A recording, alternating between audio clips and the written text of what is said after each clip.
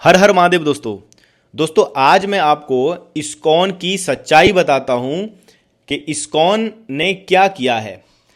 ये मेरे पास भगवत गीता है यथारूप और ये इस्कॉन से छपी हुई है और इसमें भक्ति वेदांत प्रभुपादा जी का भी फोटो लगा हुआ है। यहाँ पर देखिए इस्कॉन के संस्थापक थे, इन्होंने 1966 में इस्कॉन की स्थापना की थी।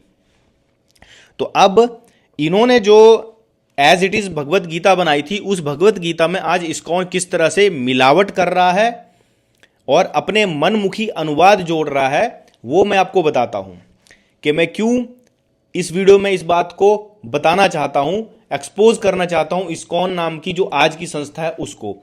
मैं ये नहीं कह रहा कि प्रभुपादा जी ने जो है वो गलत लिखा है, उन्होंने as it is Bhagavad Gita का वर्ड टू वर्ड अनुवाद किया था।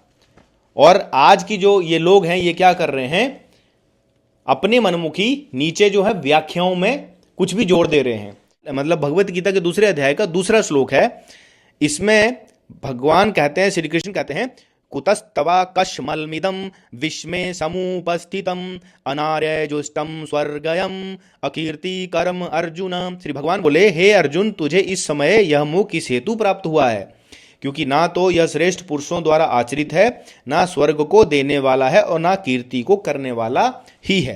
तो ये अनुवाद इन्होंने भी अपनी जो ट्रांसलेशन है उसमें भी ऐसा ही अनुवाद दिया है, सेम ऐसा ही कि अर्जुन तुम्हारे मन में यह अकल्मश आया कैसे, यह मनुष्य के लिए तनिक भी अनुकूल नहीं, जो जीवन के मूल्य को जानता है, इस उच्च लोक को नहीं अपितु अपयश को की प्राप्ति होती है। तो ये इन्होंने उसका ट्रांसलेशन किया वर्ड वाइज। उसके बाद नीचे जो तात्पर्य है उसमें इन्होंने तात्पर्य के जो लास्ट पैरा है उसमें मैं आपको पढ़ के सुनाता हूं उन्होंने क्या झोल किया है। ये लिखते हैं, संस्कृत शब्द भगवान की व्याख्या व्यास देव के पिता पराशर मुनि ने की थी। समस्त धन शक्ति यश सौंदर्य ज्ञान तथा त्याग से युक्त परम पुरुष भगवान कहलाता है। ऐसे अनेक व्यक्ति हैं जो अत्यंत धनी हैं, अत्यंत शक्तिमान हैं, अत्यंत सुंदर हैं और अत्यंत विख्यात विद्वान या विरक्त भी हैं, किंतु कोई भी साधिकार यह नहीं कह सकता कि उसके पास सारा धन शक्ति आदि है। एकमात्र कृष्ण ही ऐसा दावा कर सकते हैं क्योंकि वे भगवान हैं। यहां तक मुझे कोई भी यहां पर आपत्ति नहीं है, बिल्कुल ठीक लिखा है। ठीक है, उसके बाद ये लिखते हैं, ब्रह्मा शिव या नारायण सहित कोई भी जीव कृष्ण के समान पूर्ण ऐश्वर्यवान नहीं है। इस लाइन में मुझे बहुत बड़ी प्रॉब्लम है और मैं बताऊंगा कि इन्होंने ये लाइन क्यों लिखी, ये गलत लाइन क्यों लिखी।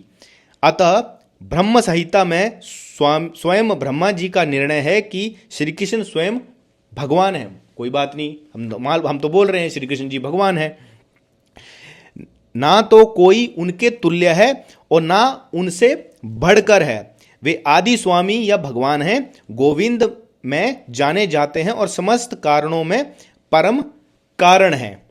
अब यहां पर इनकी जो धूर्तता है वो यही है। यहां पर ये कह रहे हैं कि जो श्री कृष्ण है उनके समान कोई भी नहीं है, मतलब शिव भी उनके समान नहीं है, ब्रह्मा नारायण सहित कोई भी जीव, अब देखो जीव बोल दिया इन्होंने, ब्रह्मा विष्णु महेश जीव नहीं है, भगवती और गणपति जीव नहीं है।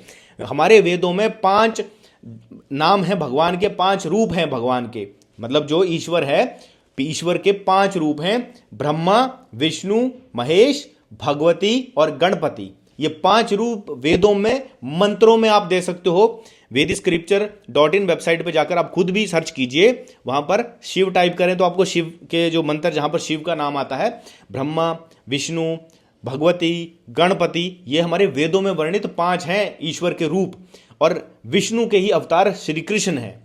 तो अगर आप ये कहते हो श्री कृष्ण भगवान है, श्री कृष्ण ही ईश्वर है, कोई प्रॉब्लम नहीं है, श्री कृष्ण ईश्वर हैं, लेकिन आप ये कहते हो कि ब्रह्मा विष्णु महेश अलग हैं और श्री कृष्ण अलग हैं, तो यानी कि आप एक प्रोपोगंडे के तहत ये चीज लिख रहे हो, क्योंकि आपको इस्कॉन को क्रिश्चियनिटी के हिसाब से स्थापित करना है। और इस तरह से जो मेरा चैलेंज है, ये जो भगवत गीता के दूसरे श्लोक है, इसमें कहां पर ऐसा लिखा है कि श्री कृष्ण जो है वो ब्रह्मा और महेश और शिव और नारायण नहीं है। मेरा चैलेंज है पूरे के पूरे इस्कॉन तंत्र को, आप ये साबित कीजिए, या तो ये लाइन अपनी इस भगवत गीता से हटाइए, नहीं तो आप बिल्कुल होशियार हो जाइए। जिस तरह से मिलावट आपने की है, ये आपने शास्त्र विरोधी काम किया है, जो भगवत गीता से भी संबद्ध नहीं है।